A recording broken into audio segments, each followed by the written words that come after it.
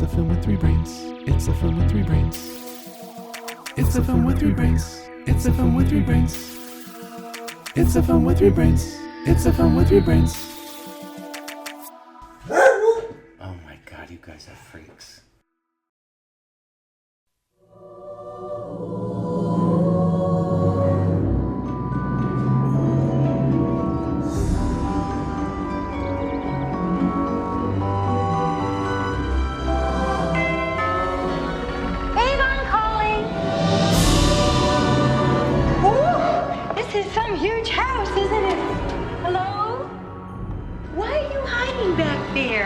You don't have to hide from me. I'm as harmless as cherry pop.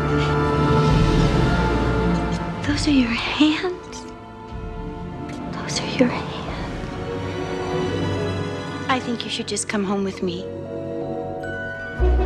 Joyce, I just saw this strange guy driving with Peg. Did you get a good look at it? Hi! Scissors. Whoa! Heck of a handshake you got there, Ed. Kim, this is Edward who's gonna live with us. Well, this must be quite a change for you, right, Ed? Those things are cool. Can I bring him to show and tell on Monday? He's a highly imaginative character. It seems clear that his awareness of what we call reality is radically underdeveloped. Eddie, you take my very breath away. Do you have a girlfriend? Is there some special lady in your life?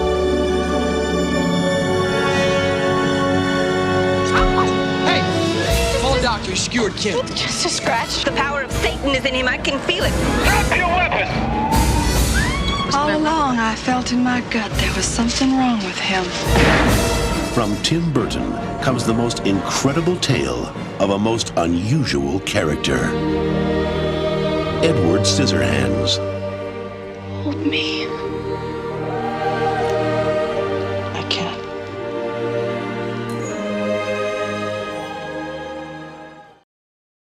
Welcome to the Film with Three Brains. Sam in San Francisco. And this is Sean in Chicago. And I'm Cohen in Maplewood, New Jersey. And today we are reviewing the 1990 hit, Edward Scissorhands. Is that you're just making Phenomenon? click? Wait, Yeah, I was in, did you say Edward Scissorhands? Yeah. I think so. Oh, I watched Edward Penis Hands. Oh. Common mistake. Yeah. Gotta watch out for that one. That came out in 1992. That's the sequel, which we almost never do sequels first. It only had half a star. And that It seemed vaguely inappropriate for our podcast. Actually, I'm sorry. It came out in 1991. It only came out 1 year later. Oh, Yeah. they were quick. Yeah. Oh, man. They did not waste time. Yeah. It's interesting, too, because Edward Penis Hands, as much of it is as a joke, is about the same length as the original movie. That was the length of the movie, but the length of the hands is actually shorter, which I think seems like a mistake. Anyway. We're confusing some people. I mean, well, I want people to know that Edward Penis Hands just isn't Cohen's way of being a dork and saying like some joke. Like it actually exists. It is real. Yes. Yeah, but people weren't there. Not everybody. We have such a young listener group, fan base, that they're like, is this real? And they're Googling it right now. Right. And it's real. Right. You're saving them the trouble. It's real. Yeah. Yep. It'll be in my nightmares Anyway. tonight. No. Well, that pretty much. And also, he just has like one penis on each hand. His whole hand is just a penis. He doesn't. It should have been all fingers. Well, then it would have been Edward Penis Fingers, I guess. Oh yeah, I guess so. Yeah, right. I think I understand why we have an explicit rating now.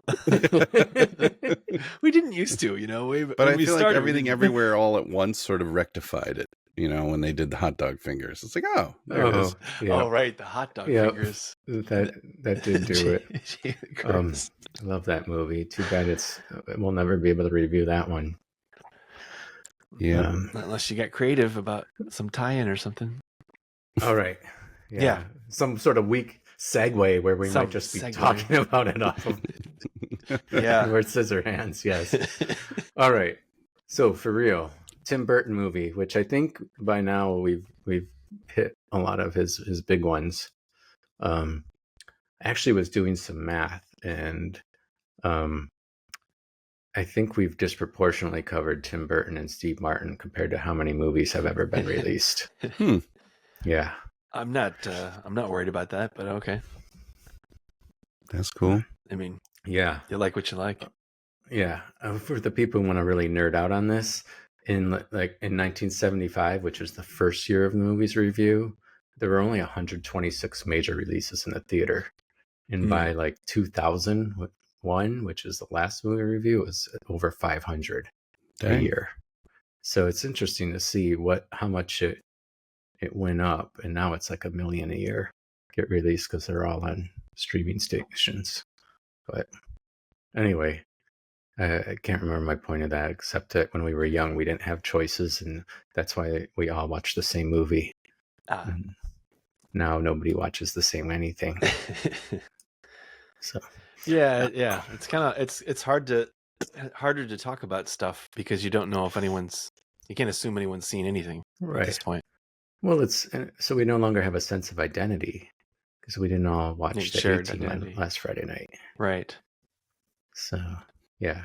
So then you get lost out there and you say, well, I need to find something. And you find the film with 3 brains that puts you into a safe space where there were only 100 movies a year worth seeing, of which only 15 were worth seeing. And Cohen reviews the rest. Yes. Right. Anyway, should we talk about the movie? I guess. Whatever. When's the last time you guys saw this? 1990s ish. Yeah. What year did it come out? 1990. So yeah, saw it in the theater for sure. Probably rented it when it came out, and then I don't think I've seen it since. Yep. Same with me. I saw it in the theater, and I never saw it again till now. I don't know if I saw it in the theater. I have no memory of it. But I know I've only seen it twice. This is my second time around. And I was right. Anthony Michael Hall is in this movie. So, well, yeah, he is. But is he wearing a leather jacket? No, he did not wear a leather jacket at all. But Winona Ryder's wearing one in the opening scene with them. I think not the opening scene of the movie, but the first scene we see them together. I think she's wearing one. Thank you. I guess his. Thanks for the help. But I don't think he ever wears it. No, he has a black leather jacket toward the end, and he's a real jerk. And he's not specifically is he some kind of athlete? I mean, he's just kind of that was the impression I got. Yeah. He's like, I found him. So he's my only complaint about this movie is I don't like him in it.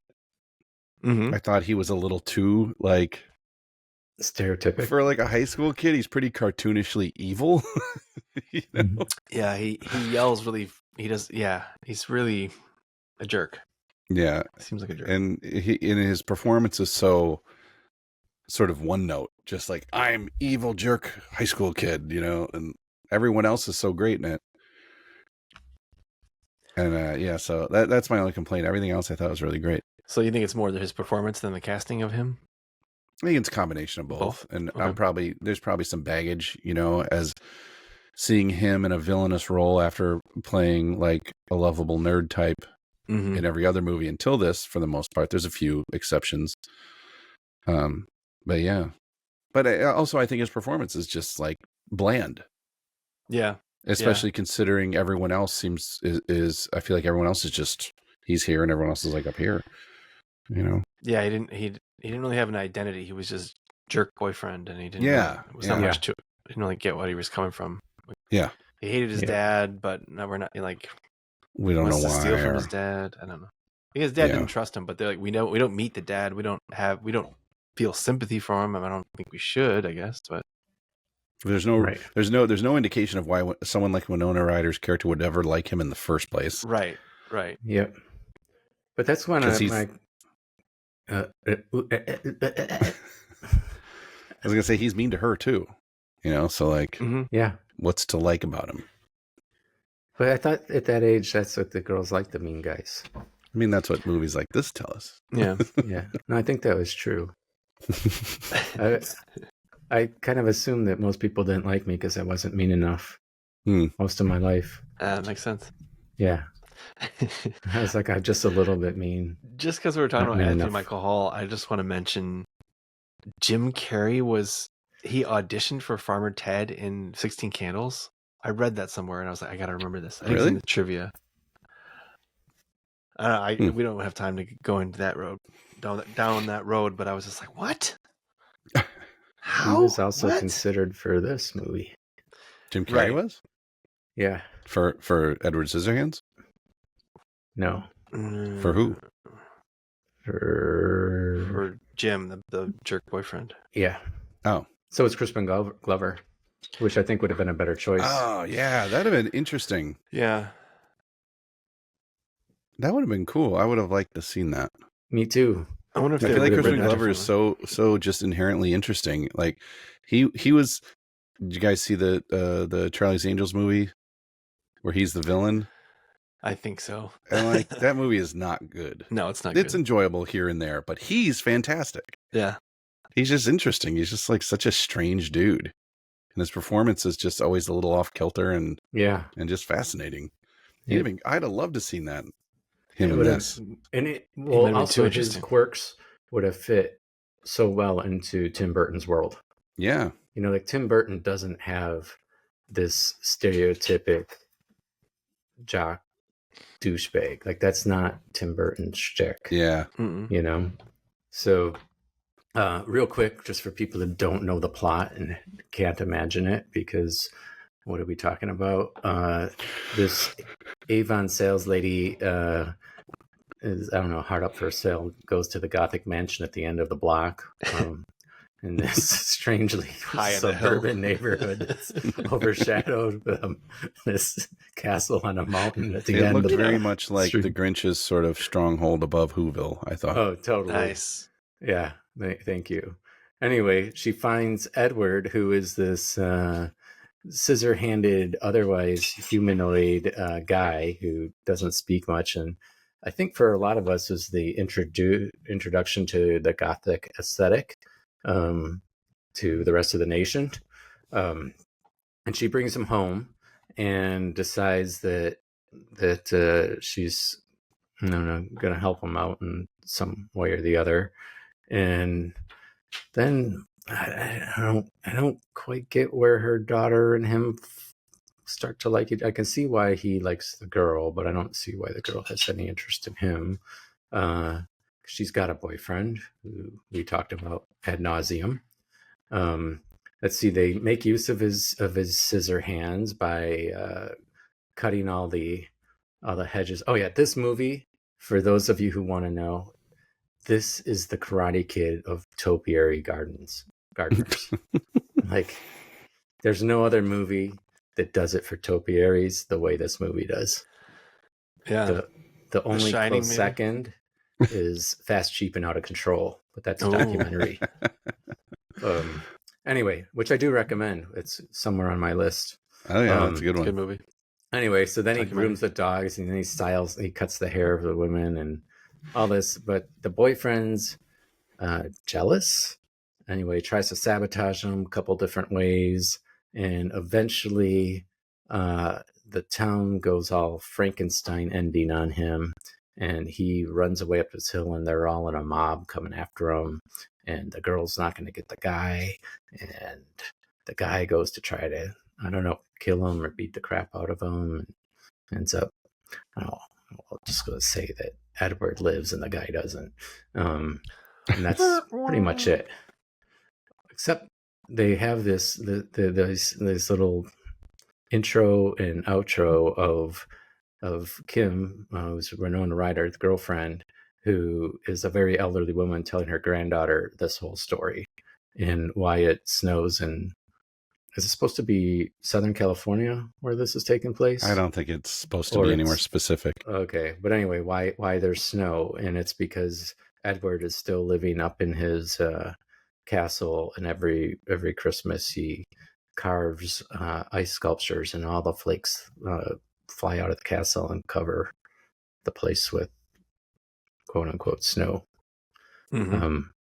But brings you to question, because they're like, oh, we don't know if he's still up there. I'm like, well, if there's snow, and someone must be delivering these giant chunks of ice. I was gonna say he has a lot of. He's up there. Yeah. Anyway, and how does he keep it cool? Yeah.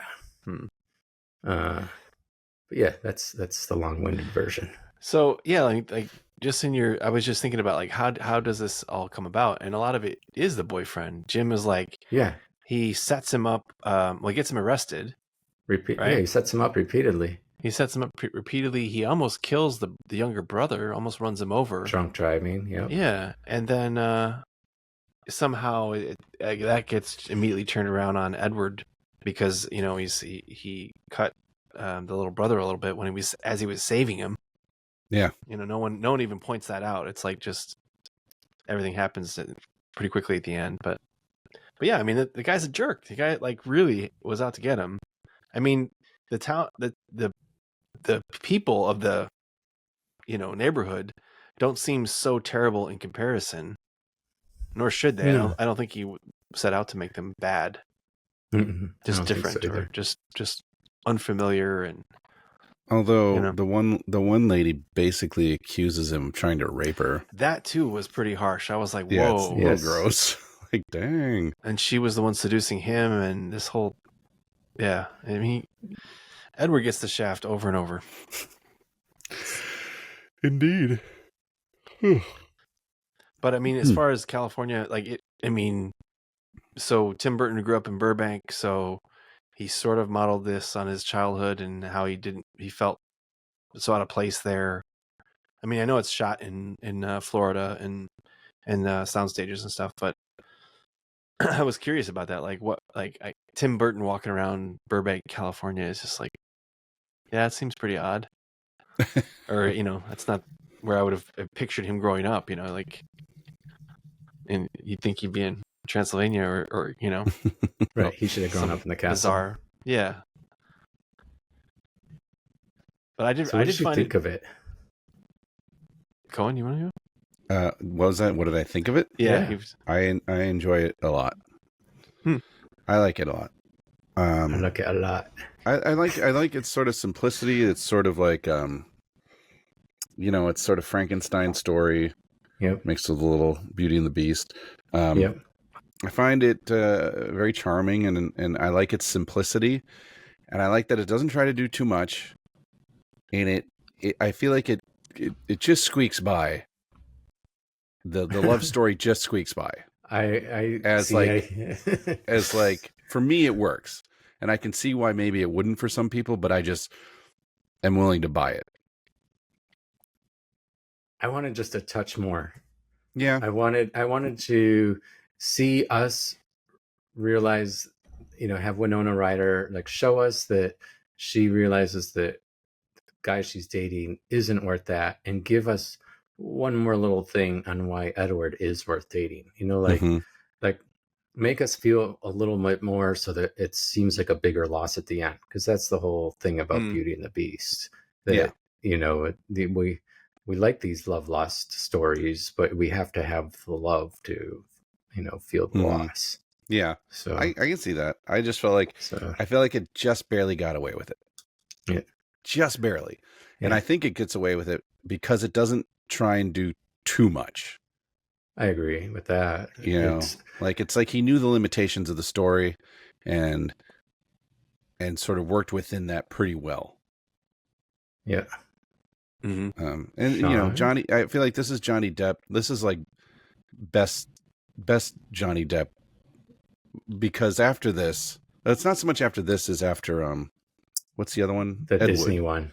Ed Wood. After Ed Wood, Johnny Depp becomes like a parody of himself. He keeps doing such similar shit to the point where when we finally get to the Willy Wonka movie, I'm just like, ugh. I find it totally off-putting. I don't like him anymore as an actor, really. And when he's doing shit like that, just like, but this is, predates all that. And this is like the beginning of him.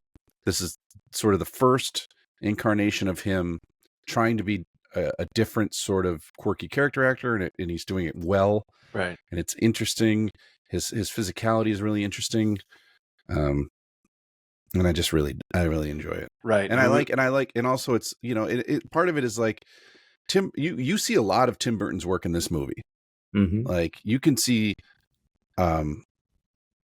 elements of The Corpse Bride, of A Nightmare Before Christmas, especially, Yep. and like Ed Wood and even Invaders from Mars. There's like things going on. You see this as the core of so many of his films, and to watch this movie then.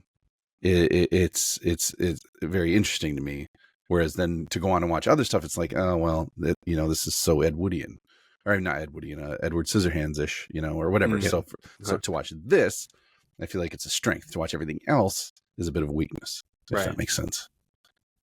Yeah, and I think Alan Arkin is a goddamn national treasure. He is so great to see him. He is so effortlessly funny. I can't even believe it. Yes. Everything he says is just great. His delivery is so fascinating to me. He's just so good.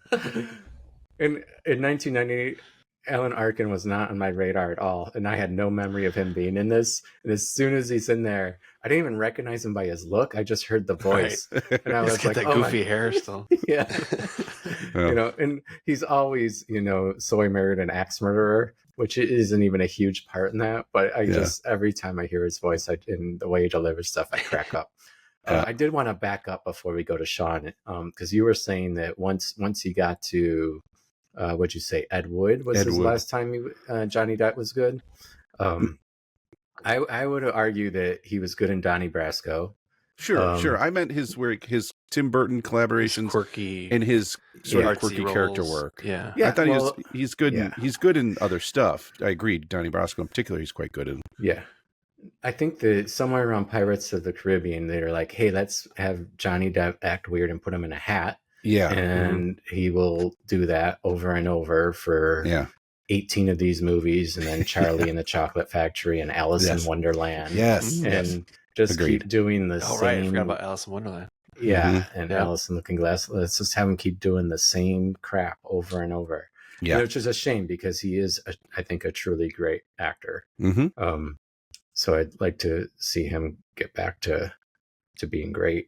Yeah. Well, it's funny. We were talking about how we used to watch all the same thing, and to think that Johnny Depp was worried about being pigeonholed by 21 Jump Street is kind of just bizarre to me. Like, he was so concerned that he was going to be this teen throb guy, that's part of the reason he started doing this stuff, is that he wanted to stand out. And he said he read the script and he was crying when he read it, and he identified with a lot of this stuff. And I mean, who knows who the real Johnny Depp is? That's not what I'm saying. I'm saying it's fun to see, or it's funny to see him so measured and calculated about his persona, even then, 35 years ago. I mean, yeah, I guess so. But I think we were just talking about Anthony Michael Hall and these similar, who could never get out of it. We loved him in these other movies, and a lot of that group,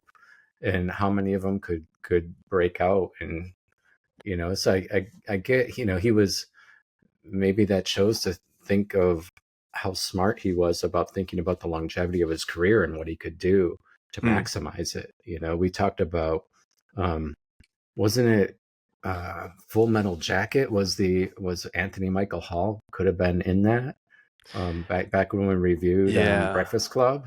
When you think of what would happen to Anthony Michael Hall's career if he was in Full Metal Jacket. Was he going to be the Joker or something? Private Joker. Yeah, that's Joker. I mean, the big role. The main role. Yeah. So what do you think of this movie, though? Okay, well, I think I let it breathe a little bit, because it's been so long, and I have these memories of it. And of course, like the stuff like seeing Anna Alda is something I appreciate now, and I wouldn't then. So the sum of its parts are really, really good. Like the fact that it exists, the fact that it did well in the theater is kind of a testament to people in the 90s still sort of trying to, get out of their comfort zone and watch something that's not an action movie or something. But I mean, the believability, like I just told myself, I just kept reminding myself, like, this is like a fairy tale. This is a you can't, like, who cares if there's not enough snow from an ice sculpture? Like, all right, fine. The idea of it, yeah, I mean, of course, normally I'd be just like, let's just nitpick the crap out of this thing, but that's the point, is that you if it's like an allegory or a fairy tale or something that has to be dreamy and not super realistic, and then the way that it's the suburban life is so realistic. I mean, sort of, not hyper. I mean, it's still like stylized and the colors and all that stuff. But that's like the surrealness to him. Like, he doesn't know. The real world is fascinating to him. Everything is new to him. So if you just get it, if you get into his performance and like the way that he sees things and the way, and it comes off. I mean, I agree that the love story could be stronger or better somehow. And then Vincent Price, I think, was kind of a missed opportunity because he was pretty sick, and I really liked seeing him again, and his because his role was originally written much larger, but they couldn't shoot most of it because he was so ill, right? Emphysema and whatnot, and so you get little bits of like this even. I don't know if that would have made it better. I don't even know what kind of scenes they were thinking of with Vincent Price, but like the gothic sort of things happening, and then that juxtaposed with suburban life is just like a great concept. And I think it's done really well. But I like, could I watch this a whole bunch of times? No, I can't rewatch this movie. I won't watch this again for years, and that's fine. That doesn't make it less of a movie. It doesn't make it. It's not a laugh out loud funny movie, but it is like, there is a lot of funny stuff in it, and it's really like the quirky scenarios and the it's I guess I'm just beating around the bush saying I like it with reservations, but it's like, how can you not appreciate this movie? I don't know how you don't. You brought up a couple of things that to me stuck out. One was that, that it's a fairy tale. And I think Tim Burton, part of his genius is to show us that suburban world is this highly stylized, kind of odd place. There's nothing malevolent about it or anything, but like every person goes to work at the same exact time. Every person has a pastel house, everything. Like, you're like, okay, I'm not in the real world. And you know that in the first 5 seconds of the movie, which is good. It's important, because if you're trying to put it in our terms, it's not going to work. And I like to that point. I like that, Tim Burton has said the reason the houses are all pastels and the costumes are so strange is because it's meant to be sort of viewed through his eyes. Edward Scissorhands' sort of perception of the world around him is fantastical because he's never really experienced it before. Yeah, right. That's I like smart. that notion, and I like the idea that it's somewhat motivated, even if it's hyper conceptual and you really got to think about it. But it's part of the reason I don't like Wes Anderson movies, is because it's so clearly the director's like point of view, which ruins the illusion for me. Movies are an illusion, the illusion of continuity, and Wes Anderson's, I can never maintain that ever, because it's so clearly the director's idea of a movie on screen. And so I can't get absorbed in the characters, the story. There's no emotional depth to it for me. And I hate fucking watching them. I really do. Bottle Rocket excluded. Bottle Rocket and Royal Tenenbaums excluded. I love Rushmore. Rushmore. I was going to say. Those three. Royal Tenenbaums is really where he starts to turn that corner. Yeah. Everything after I find very hard to watch, except for the Fox one. Yeah, which fantastic. And I didn't see Isle of Dogs, but I probably would like it. It's pretty good. I liked it. Yeah, I didn't think it was as good as Fox, but it's not as good as Fox. No. Anyway, one of the other things you mentioned was Vincent Price, and I actually thought that first scene with him is just wasted, because he's walking around all his machines with this goofy grin, like he's never seen him before. I'm like. Okay, right. If you didn't invent them, you were just like, hey, Vincent, we built a castle for you and put these cool machines in. Go check it out. And he's walking in and all smiling. And he's like, oh, this is great. Like, no, moron, you invented it. Like, like, Like we that's understood. Like we get it. We all know the Frankenstein story where you're the crazy old guy scientist who lives up in the mountain in the castle who's making crap. Right. So, if you're gonna only have this guy in the movie for 5 minutes, give me something more, is how I felt for that first scene. Right. Whereas the hand scene, you're like, okay, that's like he was this close to having hands, why they were like made out of butter and they cut so easy. I wasn't sure, but he like falls with the hands right into it. Oh. So yeah. That was my complaint about Vincent Price. Yeah. The other thing that just as a little thing, I have other gripes too, but one of the things, did you guys catch how Johnny Depp runs? How Edward Scissorhands runs? Like looks like weapons. Like weapons? Yes, exactly. I was like, what a weird coincidence. Like, he runs just like those kids in Weapons. Yes. Well, he's got to keep the scissors away from him so he doesn't cut himself. You could still run you could run like the Terminator. He would cut his legs off. No, the Terminator's like got his arms chopped out. And he doesn't have scissors for hands. How about penises? He had 2 giant knives at the one point. Remember? Only he tripped 2. And they're all clanking. Edward Scissorhands has a bunch on each hand. They're always moving. He would have chopped his legs right off. Anyway. I didn't have the Edward Scissor legs. Scissored. Well, since you brought up that scene, it's funny that he had to do that take like 6 times. He was running down that street a whole bunch of times and he threw up after that. So he probably remembers that scene pretty well. Awesome, yeah. That means you're into it. You puke while you're acting. Yeah, I mean, he was dedicated. The character's not supposed to puke. There's also like a throwaway thing about him like wearing the leather suit all the time, even though it's hot. I don't even know. I think they meant because they probably could have recostumed him to like here's me with the shirt and the suspenders over.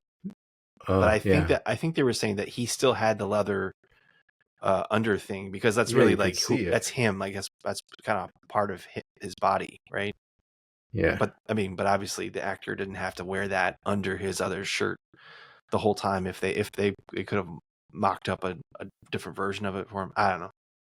It was something about the dedication, and he threw up some other time too. I think from I can't remember, but I was just gonna try to get to my favorite thing, which is Diane Wiest.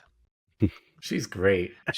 I think she carries the movie a little bit because if we don't believe her, then we can't believe anything else. Like, how do you know what I mean? Like, if you don't think this nice Avon lady, just out of concern for this guy, wants to just try to assimilate him. She doesn't even try to assimilate. She just takes him home, like a puppy. She's just like, oh, I'll take you home, totally. And puts clothes on him and doesn't realize how troublesome it all is going to be. But like her, I mean, she's just really good in everything I've ever seen her in. But like, that was perfect casting. I think like her as the Avon, like she does a perfect Avon lady. She's so like gentle, kind of naive, but so believable and just sort of ties it together. And then you got Alan Alda saying whatever the hell he wants, and then but he still is like good natured as well. You can see that family working. But yeah, she's just great. I just thought she was great. I like that her character is basic. She's one of the few people in this who's essentially fearless, which I like. And she's totally straight. Like everyone else is somewhat comedic or exaggerated, and she's just as like, you've met people like her. She's just plain and straight. She's the one thing that really ties the audience to the real world, not this world, because someone like her who really does take in that stray dog and who tries to see the good and everything, and just like, oh, we can make this, she's such a contrast to everybody else, in a good way. Exactly. Yeah, I mean, all the other women are sort of gossipy and have their own reason to be interested, or just, they just like gossip, of course, but her interest is like very innocent, and She doesn't really get all that other stuff, or why everyone's so in a tizzy about it. Yeah. Yeah, and that's a good. I don't know how do you go camping and then show up in the middle of the night. Like their camping trip got cut short, and they just decided to pack it up right in the middle of the night, or I don't know. But that was obviously that they had to introduce Edward to her in a scary, weird way. Like have a little bit of conflict or something, but. Like go from that to now we're in, I love him, and it's a good start. I like that. Like how her screaming. Yeah, and he destroys a waterbed. Yeah, the waterbed thing. Was that in the trailer? Do you think? I feel like a couple of these scenes were in the trailer. Like I think obvious... I think that was in the trailer. Yeah. Leaks spring in and. Mm-hmm. Yeah, I mean, if I wear my nitpicky hat, I would say that it's weird that he can be so dexterous and have these fine motor skills to sculpt and do human hair as well as dog hair, but he can't pick up things or right. It doesn't really fit together. But at the same time, you're like, well, it would be pretty hard if you had these giant things on your hands. Right. Like when he's trying to eat and I'm watching this and he's doing it. Why is he trying to eat the fucking peas? First of all, there's these giant carrot chunks. He could just go, and, I mean, yeah, it's like a knife. Just put out. Yeah. He just he's got skewers, poke the giant chunks on your plate. Fuck the peas, dude. Clearly you're not eating peas. Forget about the peas, man. Yeah. Or they could have taped a spoon to one of them. Yeah. Missed opportunity there. I mean, should we talk about the scissors themselves? Like they weren't supposed to be scissors originally, right? They were just supposed to be kind of sharp, like blade type things. If we're going from Tim Burton's original illustration when he was a kid, right? Like he had this picture of sort of himself. Yeah. In black and with these long blades on his fingers, and that was kind of the genesis of the whole thing, as far as I know. But they mocked up, like Stan Winston and these guys were working on the art direction and the sets and all the stuff, and then somewhere along the line they were like, oh, let's actually have scissors. Like they, it sounded like they almost said a place like, let's just call him Scissorhands for now. We don't know what he is, but then they just like, oh, well, let's actually make scissors on his hands. Which, again, if you're nitpicking, you're like, well, they're not really scissors; they're like part of a scissors, and they wouldn't, slice. I don't know. I mean, who cares? Who cares? I'm not going to go down that road. But I like the look of them. I like the look of the hands and stuff sticking all over the place. Yeah, as soon as I watched this, I was like, why haven't I ever done this as a Halloween costume? Yeah. Because you'd be copying Cohen, right? I never did Edward Scissorhands. No, you did The Crow. You did. Yeah, but I did Freddy Krueger. Yeah. Yeah. So. But that's true. You can do. You did The Crow, too? Yeah, in college. When I had long hair. See that? Yeah. I mean, this is between Robert Smith of The Cure and The Crow. Edward Scissorhands fits right in there. Mm-hmm. Yeah. Which was interesting. Robert Smith turned down the opportunity to do the soundtrack, which gave Danny Elfman yet another job. What do you think of the soundtrack? It's Danny Elfman. I mean, it's quintessential Danny Elfman. I thought it was a little too much, Angels Choir, like a little too loud, a little too much for like the opening scene. I felt like the music was overpowering the movie, like it was too on the nose, a little too loud. I liked it the rest of the time. It was just a couple scenes where it was just like, just not quite the same as, like, I really like Danny Elfman and a lot of the music that he's done.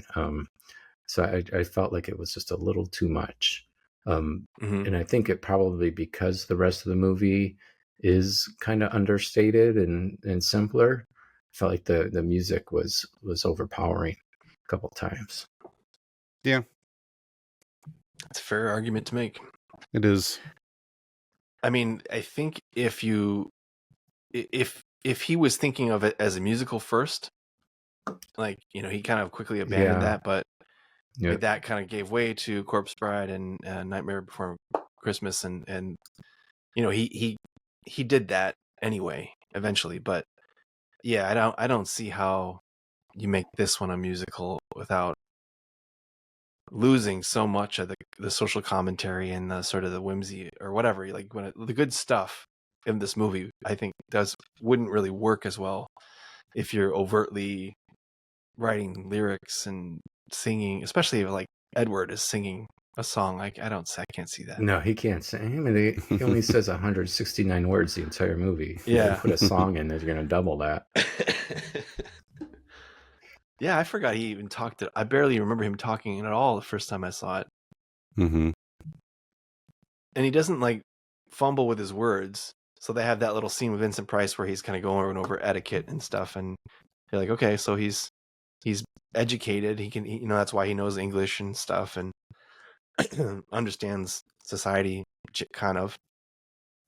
But yeah, I don't know if I wanted him to talk that. I just like, you didn't want him to sound like Frankenstein. You don't want him to be like, you know, grunting, or like he speaks in words. He knows what he's saying. He seems very intelligent. Yeah, which is all good, because I didn't want to, like, in my head I was like, is he like mute or something, or what? You know. And the words he says are meaningful. I wonder if it was written like that originally, or if they cut it down a little bit. Who knows? We'll never know. Never know. Probably look it up. We could do that. Interns.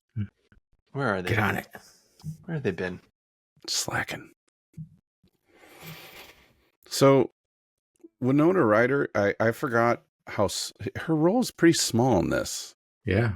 Like, in my memory, I was thinking of it as sort of like, this is a story about Edward Scissorhands and in Winona Ryder's character. And it is, but it's not really the focus until the last act, really. Right. And I had forgotten how much she's not in the first, you know, hour or so, which is fine. It's not a complaint. It's just you know, I mean, sounds like a complaint. I think you're complaining. It's weird. She's weird in this because I feel like she's not really given a whole lot to do. You know, I like Winona Ryder. I just feel like she's sort of interchangeable in this with any other actress of her age. Drew Barrymore was considered, I think. Yeah, I mean, I get. And part of it is like, by her own admission, she would say she's said that like this role was very different than what she was used to because of the dresses and the blonde hair and everything. That's just not her style. She's more, you know, Lydia Dietz or whatever. Right. From yeah, Beetlejuice. She looks weird with blonde hair. Yeah, it's a little, and part of it is just baggage from seeing her in other things. So I don't know. Like, I thought she's good in this, but to what end, I suppose? Like, I don't know. Like, I don't know if I bought the story because of her or in spite of her, or I don't know. I haven't quite figured it out. Right. But I think, I don't know. I don't really care for Drew Barrymore that much, but I can see where this would be in her wheelhouse. And I don't know, would it be better or worse? I don't know. I just thought it was weird. She didn't have much to do, and you know, I don't know. I'm not sure what I'm saying. Because she's so important to the narrative. I mean, like, yeah. I don't know, but yeah. I think that's, like I said earlier, I think it needed to be a little more of a love story. We need a little more of her to make it help at the end, especially since she's the narrator. You know, right. That's the whole thing. Yeah. She starts off as the narrator. That reminded me. I don't like her old lady voice. Yeah. As soon as I heard it, I'm like, oh yeah, I remember not liking this. Yeah. And the makeup was a little like oatmeal-y. Yeah. Yeah. And you can tell it's her. Just a sign of the times, maybe. I don't know. Yeah. I misspoke earlier. It was Tom Cruise, Jim Carrey, and Robert Downey Jr. were all considered for the role of Edward Scissorhands. I mean, Robert Downey Jr. seems like the obvious choice. Yeah. Coming off of Chaplin, I guess. But yeah. Well, when is Benny and June? You know, Johnny Depp is doing Chaplin almost, or yeah, Buster Keaton. Yeah, yeah. That's right. I forgot about Benny and June. That's a good movie. He's good in that. So, because you mentioned the physicality earlier, and I was like, yeah, I remember him doing this kind of stuff. Can you guys think of a movie? This slight aside. Can you think of a movie? I can't think of one. So this is why I bring it up. Where Johnny Depp plays like a charming, sort of outgoing. I wouldn't say flamboyant character, but like someone with a lot of personality that isn't quirky and weird. Just like a Paul Ruddish kind of character or something. Or even like maybe even Jim Carrey when he's a little bit more restrained. Yeah. Like Johnny Depp either does super quirk or like super subtle understated.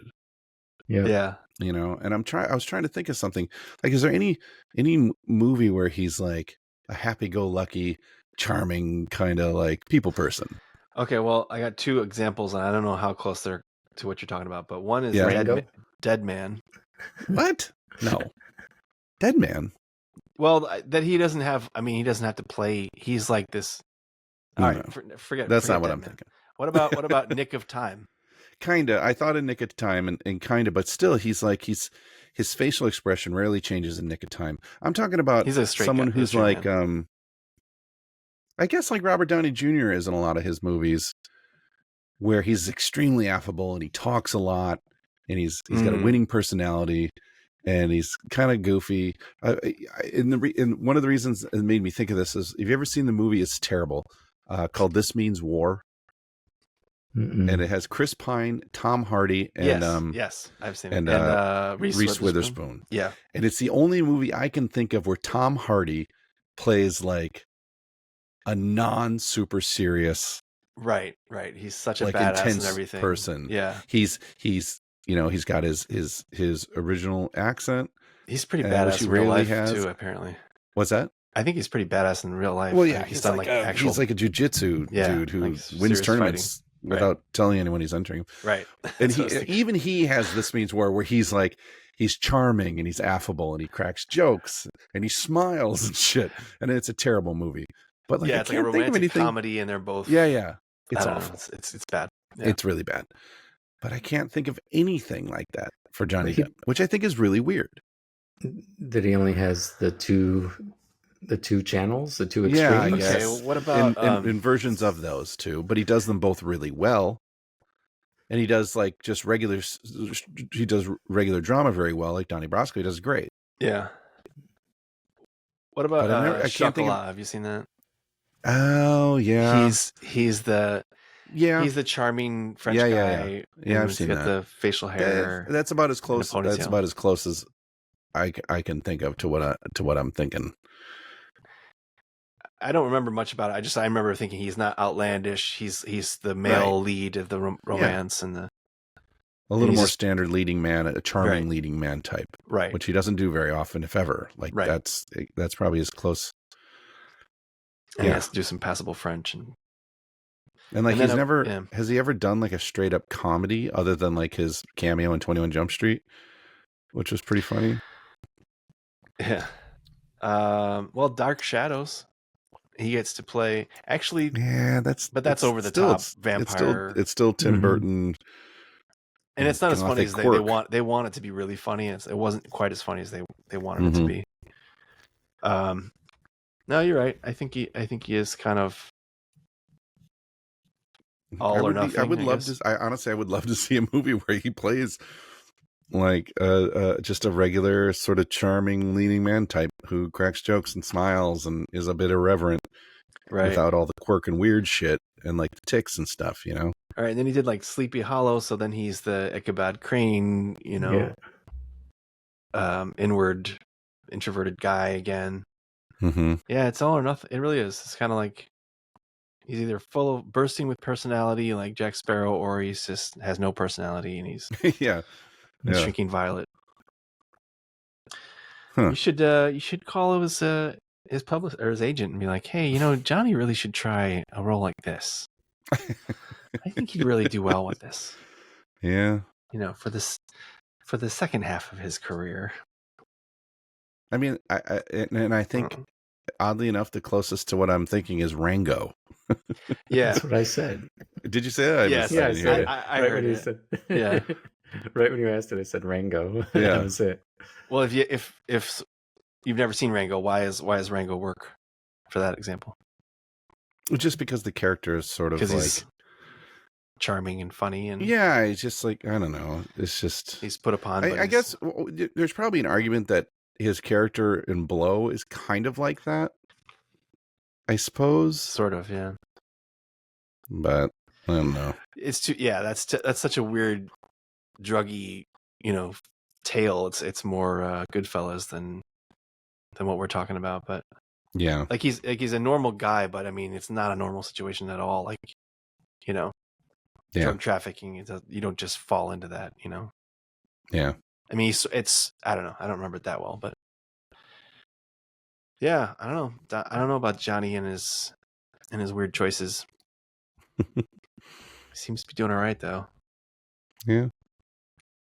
So as long as we're talking about Johnny, what is the status of him and Amber Heard and all that? I mean, we don't have to go into it, but I don't think any of us really care. I thought I don't know why I think this. I thought like if there's a winner in that scenario, I thought it was him. Right. He came off slightly less crazy. Like if someone's lying about all of it, I was under the impression it was not him. But I don't even know why I think that. I don't know. I don't recall reading anything. Not like I was following it closely. I'm not even entirely sure what the whole kerfuffle was all about. Yeah, I can't comment on much. This is though the one thing I can say is that this is the company that I think their first real big whisper campaign about you've heard about this company in I think Los Angeles like promises to fix big problems by creating whisper campaigns, so going on social media and putting in posts and all this stuff to turn the tide against or for. So that Blake what's her name? Lively. Yeah, her thing was that was also part of it. Came out during that this company manipulates social opinion by doing these things. And so what they probably call themselves like a PR company. Yeah, they're like, that's exactly what it is. And it's reading about it, it's pretty gross. The New York Times did an article about it, and then they talked about this and how something happened and they ended up being sued and a bunch of emails got released. And it's like, we're gonna do to her what we did. What we're gonna do to her is gonna make like what we did to Amber Heard look like nothing or something like that. It's like, anyway, my whole thing that came out was like, I have no interest in any of this or any part of this world or anything. It's all just kind of gross. Yeah, it's bizarre. I think we do a really good job on this podcast of separating the art from the artist, and I'd like to keep it that way. All right, I will respect that. But I will take it one slight step further in that if the artistry in question is not movies, then I don't care, because I will say that Johnny Depp's band is kind of shitty. That's still art. Yeah, it is art, but I don't. I can trample on that as much as I want. I think I've never heard a song by different his medium. Band. I wouldn't know it at all. What the heck is that? Oh, they're called Hollywood Vampires. So right off the bat, the name sucks. And then, he's with Alice Cooper and Joe Perry. So like, you've already got two really good musicians, and like, so it's, I don't know, it's just dumb. And then there's like, Johnny Depp does one of those perfume commercials when it was like there's like a beast and he's in the desert and he's like wailing on a guitar, like, like you're Johnny Depp, man. You don't need to be any more cool. I mean, I know it's just an endorsement like anything else, but but he signed up for that. He said, and then let's throw a guitar in there. Like, come on, man. Anyway, I agree that personal life is personal life, and your work is your work, and as long as it's movies. Yeah. So, all right, what are we doing next? All right. We're going to go to the 80s, if you can imagine that. Yeah, 86? 84. Oh. Yeah, one of your favorites. Yeah, that's a good year. Yeah. Yeah. And it's probably the least expected pick you would imagine from 1984. For you or just for anyone? For me, and maybe for anyone. It's a Jim Jarmusch movie. Oh, well, you were just talking about him. Yeah. Well, then there's only so many. Yeah. That's earlier than Down by Law, right? It is. And so if it's in black and white, it is. Then it's that Trapped in Paradise movie, right? No, Stranger Than Paradise. Stranger Than Paradise? Yeah, Trapped in Paradise is a different movie. Another one. That's the Nicolas Cage, John Lovitz Nicolas turd. Cage, This one is. Yeah. No, it's Stranger Than Paradise. Stranger Than Paradise. Okay. Yeah, it's Jim Jarmusch's first film. And it is in black and white, right? It is. Yes. Yeah. Okay. And they go to Florida, I think. Yeah, it starts in New York, and then they go to is it New Orleans or Florida? I don't remember. Florida. Yeah. And then somewhere else too, like Nashville or something. I don't remember. Nice. I haven't seen it since we were in college, but I remember loving it.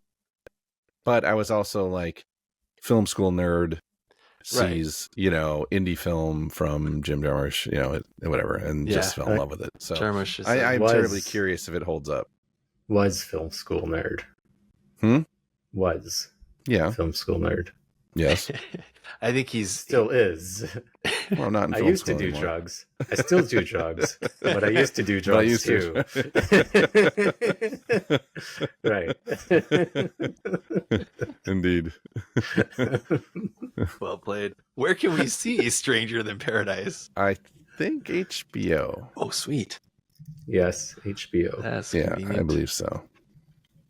Yeah, I think Edward Scissorhands was in like 2 or 3 things, wasn't it? Like HBO and I mean, it was all over the place, which is nice. Yeah, it's Stranger in Paradise HBO if you have the Criterion Channel or Canopy, or if you want to rent it, you can. I might have it. Broaden your horizons. I saw this movie, but I don't remember Jim it. Jarmusch movie. Yeah.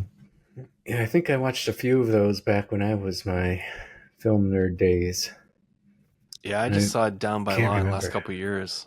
I had never really seen it. I like that one too. I like that one. It was actually I was kind of a toss up between the two, and I decided to do Stranger in Paradise because it's his first film. And we haven't done them yet, right? We haven't done Jarmusch. No, I don't think we have we? Can't think of any. And we were just talking about Dead Man. Dog. That's the one we would have picked. I would have picked. You like Ghost Dog? Mm-hmm. Yeah. I think I would have done Down by Law, but we're going to talk about all those suckers. All of it. Yeah. It's going to be Next wonderful. time. You should be there, people. This review was means. a cut above the rest, I would say. Nice. Good Stayed one. up all night thinking of that one. Nice of you to stay sharp. Oh boy. Oh boy. All right. You guys need to cut it out. All right. Oof. Sorry. I just I quoted what's his name? What is that? Cut it out. From Full House. Oh, that's Full House. Jeez. The guy, the comedian in Full House. The Alanis Morissette's ex. Dave Coulier. Yeah. There we go. Yeah. Wow. It's a random reference. Indeed. Yeah, we never do those. No. Yeah. Well, that just sealed it. Mm-hmm. So yeah, this has been definitely our best. Yeah, a cut above, he says. Yeah. This guy. All right. This guy. No. Yeah. Had enough. All right. That doesn't rhyme. You just said I've had enough. I've had so much. I can't even bother to rhyme it. I'm so fatigued. This has been rough. I've had enough, There you go. Gotta go drink some stuff. It hasn't been rough. It's been great, and you all know it. Just can't get enough. But our next one might be even better, so. Indeed. I hope so. Gonna get strange. How could it not? See you next time. Thanks for listening. It's FM with 3 brains. Ugh, what a waste of a trip to Copenhagen.